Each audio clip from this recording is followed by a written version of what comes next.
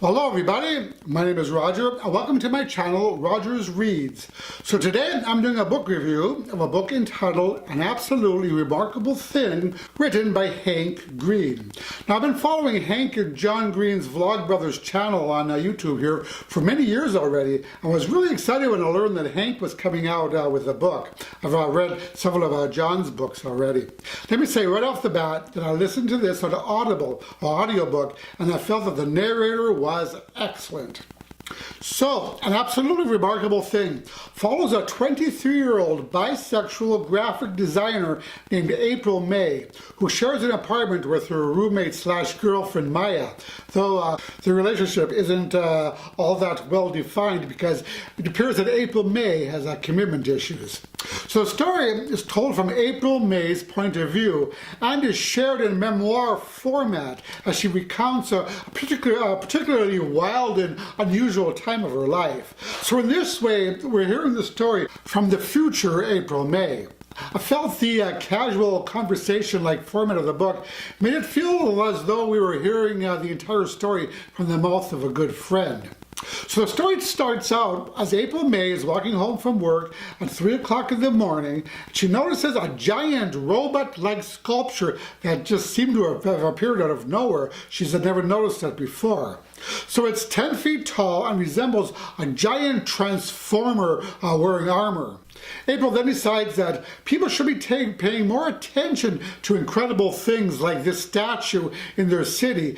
So she calls up her friend Andy to come down and meet her. There, they create a video of the sculpture, name the sculpture Carl, and then upload it to YouTube. Well, much to April May's surprise, she learned overnight that her and Andy's video had gone viral. And not only that, the Carls have appeared in cities all over the world, all identical to her New York Carl, as she so named him, raising all kinds of questions and concerns and discussions worldwide.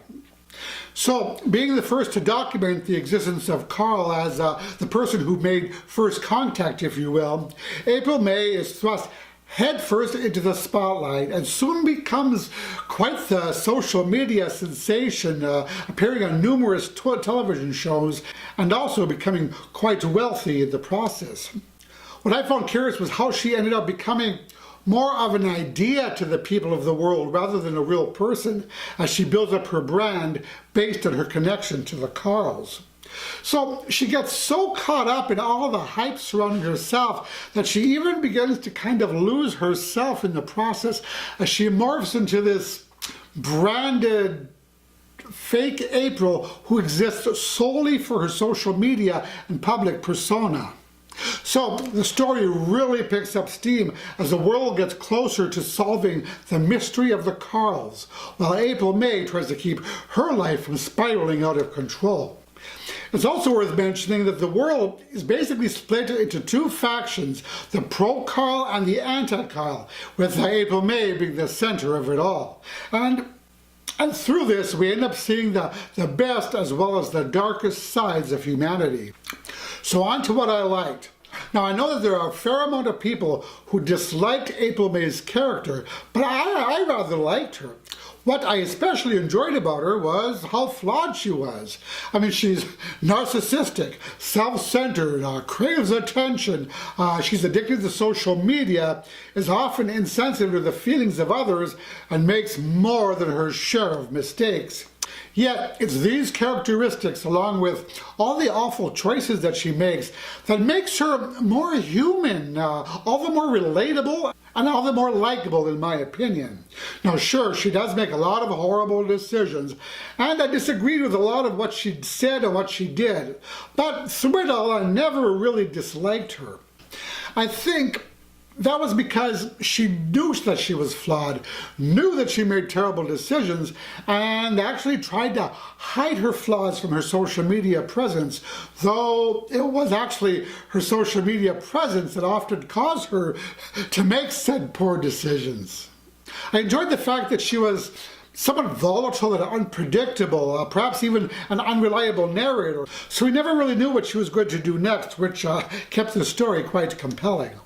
I also loved how the whole world came together to help solve the literal puzzles of the Carls, a testament to the importance of working together and coming together as humankind.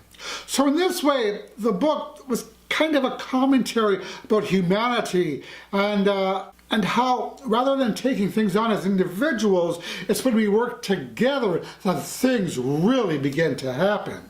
I also like that, though the message was a sharp commentary about our society, fame, and social media, it wasn't delivered in a heavy-handed or preachy way. I also found all of the diversity and representation in this book refreshing. Additionally, I found the mystery of the Carls riveting, and though we do find out where they came from, we don't learn everything there is to know about them. So I hope that this means that there'll be a sequel to this book coming down the pipe. So, on to what I didn't like about the book. I really wish that Andy's character would have been built up a little bit more. As it was, I felt that he was underdeveloped and we barely knew anything at all about him. I would have enjoyed seeing him share a little bit more of the spotlight with April May. I'm also kind of on the fence about the ending. Though everything was wrapped up and the mystery of the Carls was brought to light, we are hit with a surprising cliffhanger which causes you to rear back and go, whoa! So again, I'm hoping to see this rather vaguish ending resolved in a future book. But that bit aside, I was mostly satisfied by the conclusion and felt that the majority of my questions were answered. So other than that, there wasn't really anything that I disliked about the story. I felt that the author delivered us a polished, highly engrossing, and spellbinding tale. So, on to my verdict.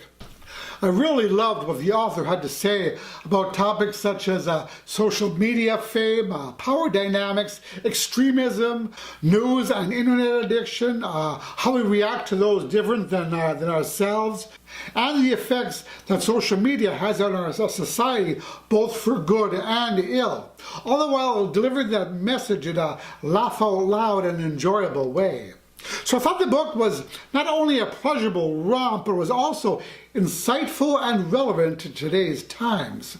I thought that this was an endearing book with quirky characters and a quirky story, which provided an eye-opening social commentary on obsessive social networking, internet fame, or any type of fame for that matter, ego, and the horrors of extremism.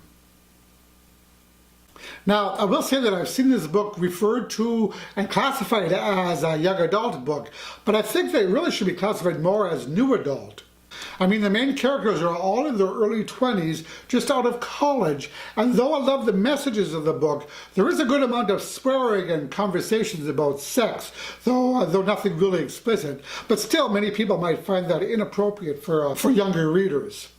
So I really ended up loving this book, and I look forward to seeing what Mr. Green comes up with in the future, hoping that will include a sequel to this book. So yeah, an absolutely remarkable thing, recommended. So that is it for this video. As always, I thank you so much for watching. I really appreciate all your support. And if you like this video, I'd appreciate if you click the like button below, as that really helps my channel out. And also subscribe if you haven't. And click the notification icon if you'd like to be notified when I release new videos. So that is it for this time. I will talk to you in the next video. Roger and out.